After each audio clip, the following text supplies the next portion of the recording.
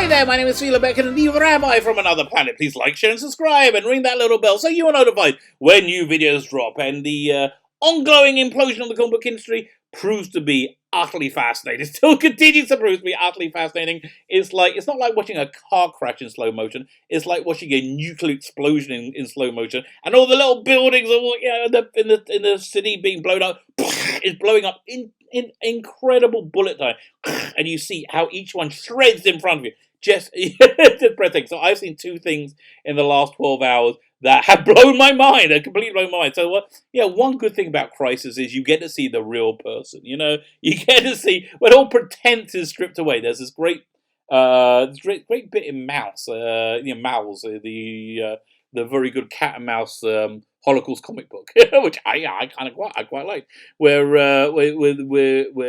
somebody, the kid, the writer as a kid talks to his father. It was his father saying, coming and crying about he had a fight with his friends, and the father says, you don't know what friends are. Wait till you get locked in a room for a week with no food, then you find out who a friend really is. Or something along those lines, and pretty hardcore. But yeah, I hear it. So all truth comes out as all pretense is stripped away. So two things went down. Firstly, Donny Cates, comic book writer Donny Cates, very, very much regrets his previous decisions. Very, very, very clearly, strongly regrets his previous decisions. We're going to talk about that in quite a bit of detail. And Heather Antos, no, not at all.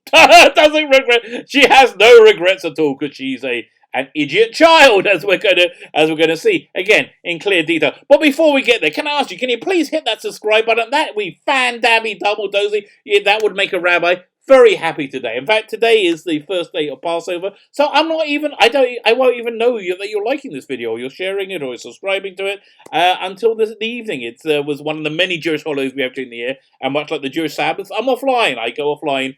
The holidays and Sabbaths start in the evening, so I was offline from Wednesday night.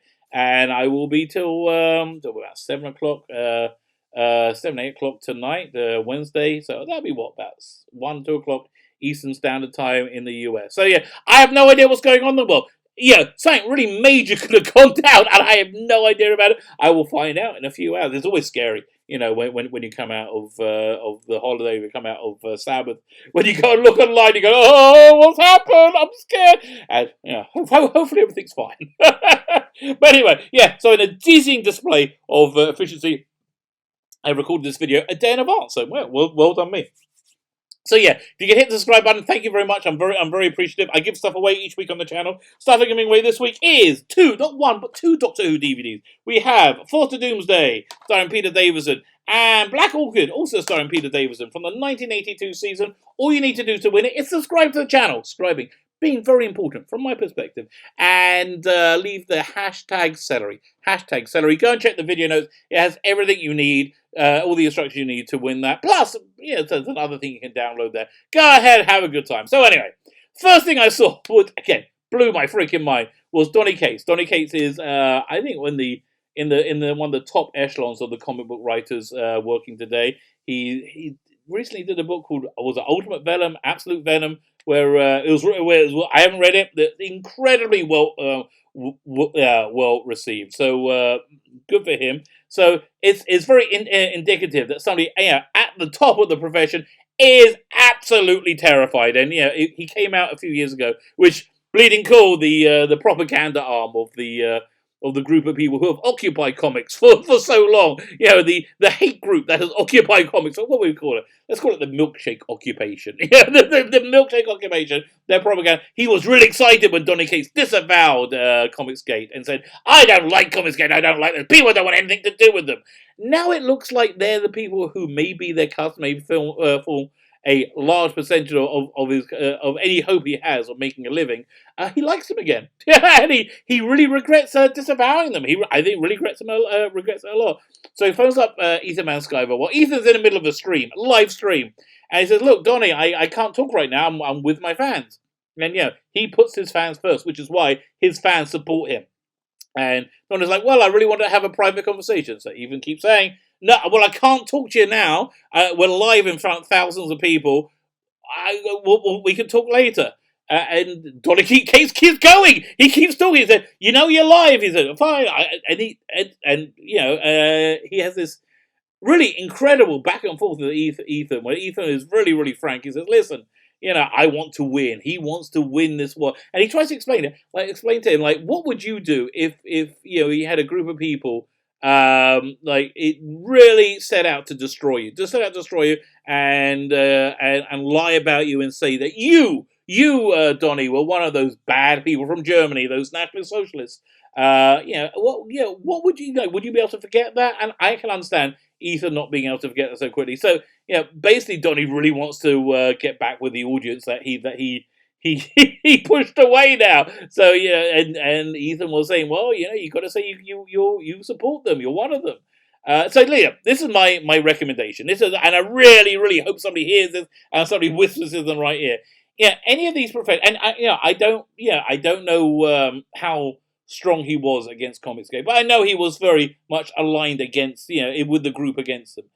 Anybody like that is allowed on to the Comicsgate life raft, they need to be put at the bottom of the park.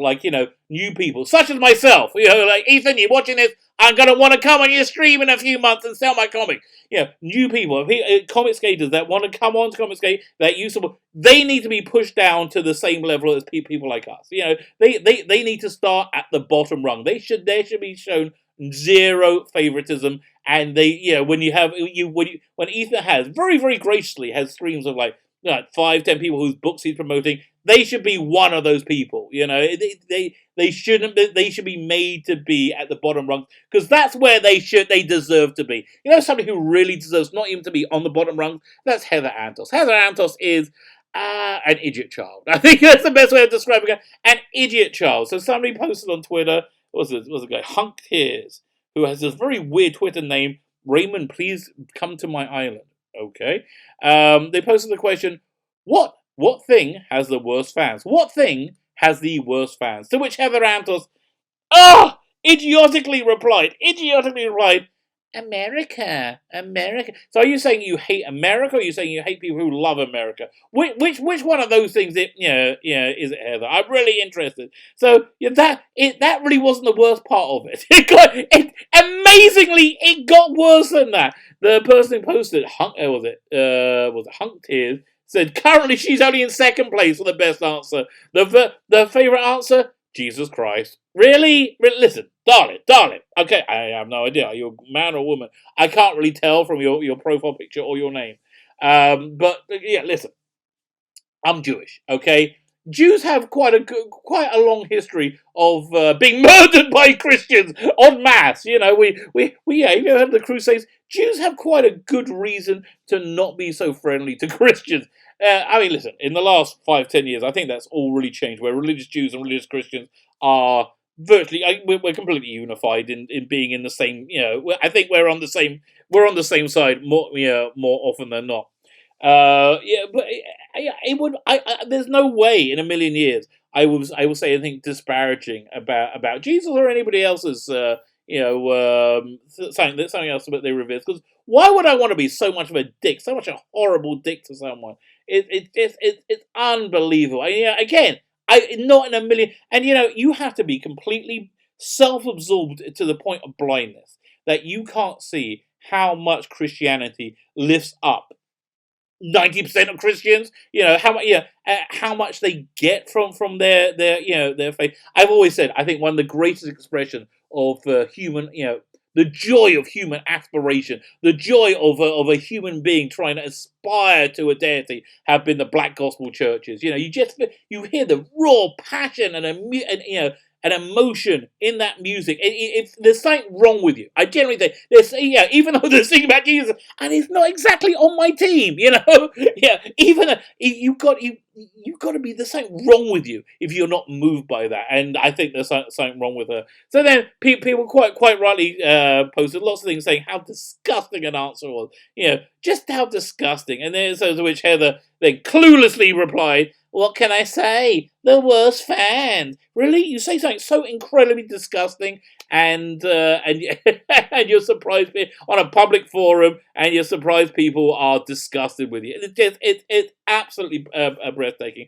And then it got even worse when after she got pummeled by like lots and lots of people for being absolutely disgusting. She said, "Well, I think the answers have just proved my point." No. Oh God. Okay, it reminds me. It really reminds me of this Jewish fable about a father who's walking in the woods with his son, and the son wants to reach up and be able to get to the trees, and so the son puts the father, the father puts the son. That'd be a totally different story, wouldn't it? The father puts the son on his shoulders, and the son's like, reaching out. He can touch everything, and he's low. And then eventually, throughout the story, he forgets he's on his father, and he thinks he's there under his own agency. He thinks he's done this all himself. At which point, the father takes him off his shoulders, puts him on the ground, and a dog bites him. So it's In that story, America is the father, the son is Heather Antos, and I think the dog is the global pandemic that is going to cure the industry of this terrible infestation, and occupation. I'm going, it's going to cure the industry of this SJW, this milkshake occupation. Unfortunately, it's going to kill the industry at the same time. It's kind of like chemotherapy. I would have thought. But so if that wasn't enough to like take your breath away, then today I went to her Twitter feed to see it for myself. I was scrolling.